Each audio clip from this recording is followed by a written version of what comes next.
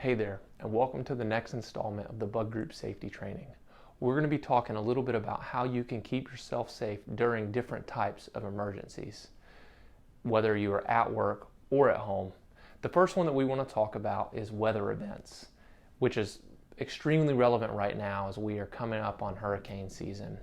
In our markets, the two primary weather events that we need to be concerned about are tornadoes and hurricanes. So if you are at work when one of these weather events is happening, it's extremely important that you are familiar with the site-specific emergency response plan. Your manager should have a copy of this and should be able to train you on it. This is simply going to tell you where to go in a different type of emergency or who to contact. If you happen to be at home, it's equally important that you have your own emergency response plan so that you know how to keep you and your family safe in a time of emergency. The primary things that we need to be concerned about when we're dealing with these types of weather events are wind and rain. Wind can cause heavy objects to fly around and potentially strike us, and rain, as you know, can quickly cause a flash flood and cause lots and lots of trouble for us. So to avoid these things, we want to make sure that we know where we're going to go to seek cover. We want to be able to find a place that is away from any heavy objects or away from any glass or windows. If you happen to be outside or in your vehicle, this means getting out of the vehicle and finding the lowest absolute spot that you can be and covering your neck and your head. And to avoid water or rising water, we simply want to be aware of our surroundings and know where we would go in a time of emergency that we wouldn't be trapped and that we could be as high as possible to avoid that water. And as a reminder one more time, it's really, really important when you are at work that you know what you're going to do in these types of emergencies. This means being very familiar with the emergency response plan for your site, and this also means knowing how you're going to communicate with your manager. If you're not at work yet, how are you going to learn about this emergency? And if you are at work, how are you going to communicate that with your manager? Whether it's a phone call or a text message, it's just important that you and your manager have worked this out ahead of time.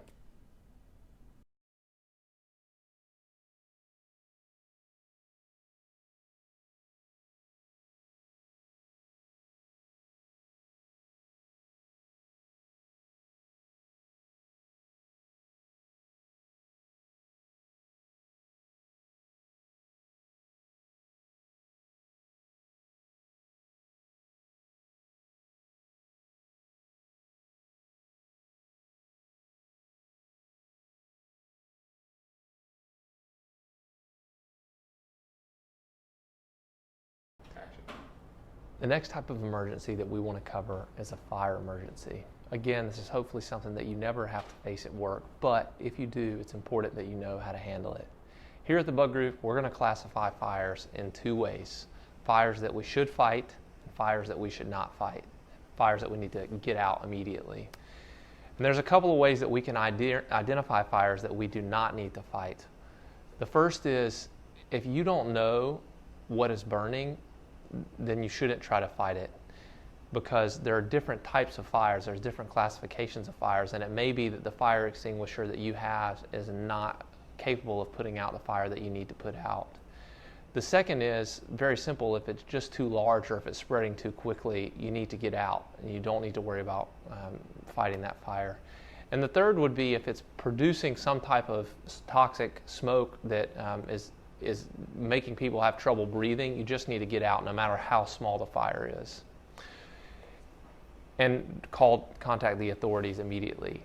If you were going to try to fight the fire with a fire extinguisher like this, it's important that you know how to use it. And the acronym that we like to use is PASS, P-A-S-S.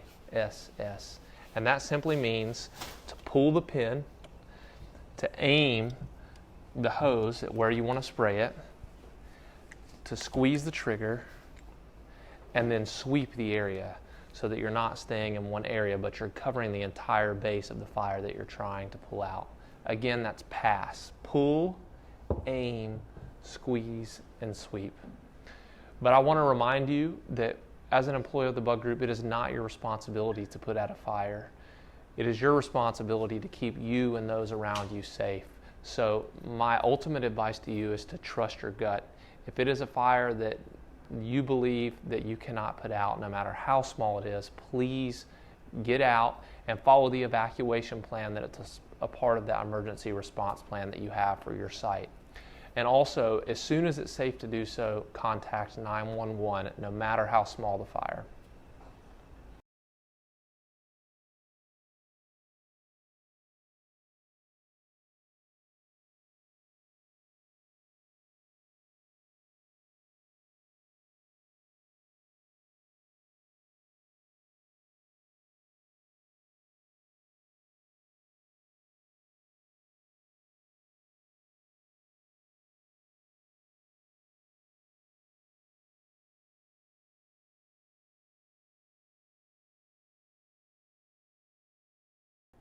Another type of emergency that hopefully you don't have to ever face at work is a workplace violence incident.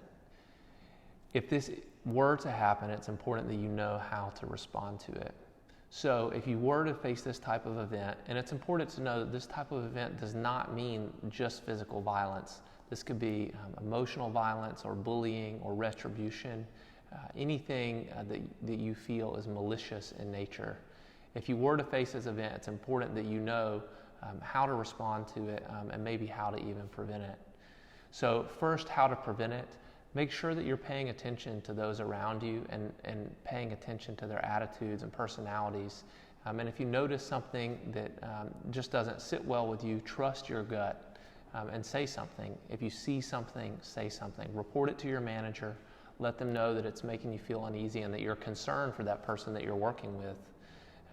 Oftentimes, there's other stuff going on outside of work that can cause someone to boil up, and it's not just anything that's happening in that one moment.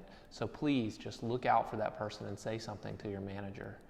If you do end up in a situation that becomes violent, the best thing that you can do is separate yourself from that situation immediately and notify a manager. If it's a serious enough event, separate yourself from the situation and notify the authorities or call 911 immediately.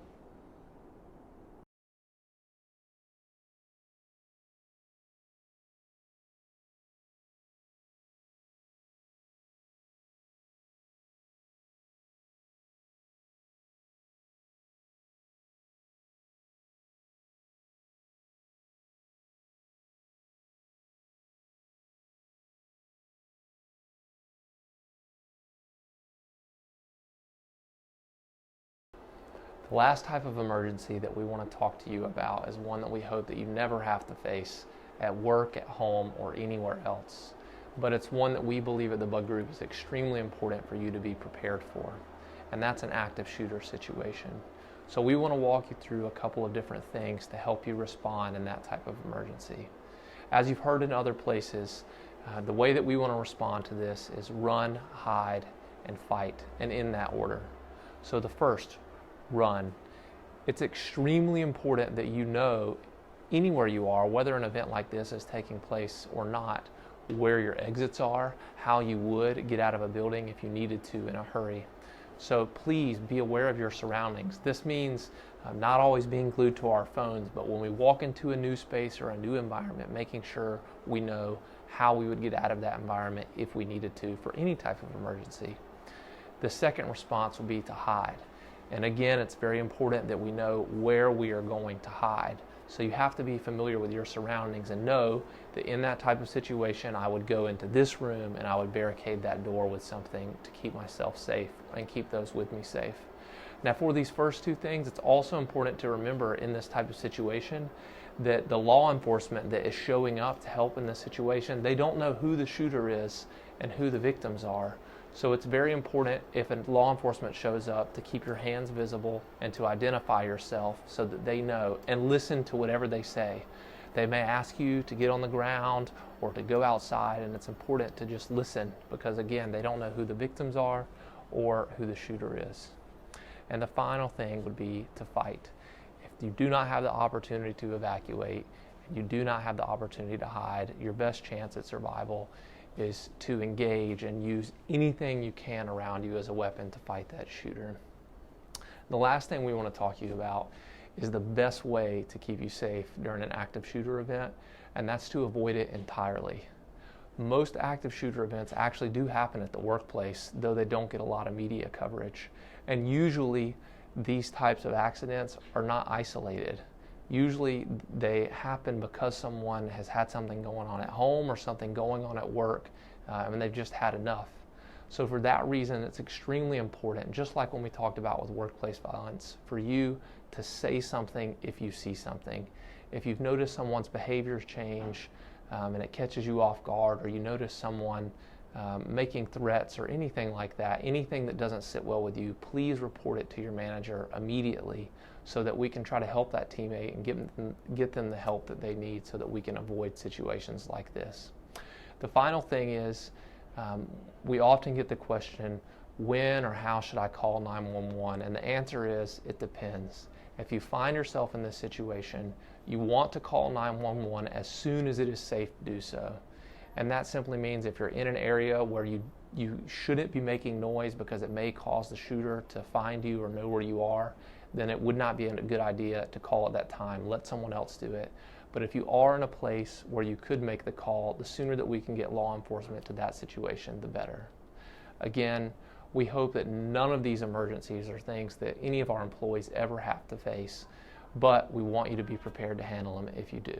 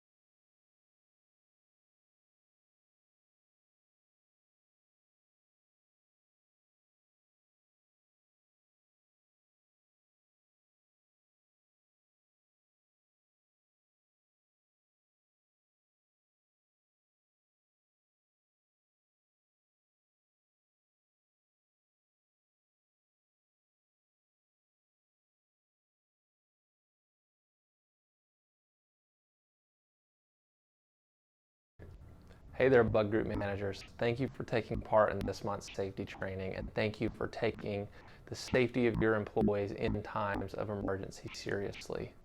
We've added this little clip on the end for you guys to talk a little bit about how we need to train our employees on this, as well as some of the things that you need in order to be in compliance regarding emergencies. So, as referenced in the video multiple times, it's important that each of our accounts have a site-specific emergency response plan.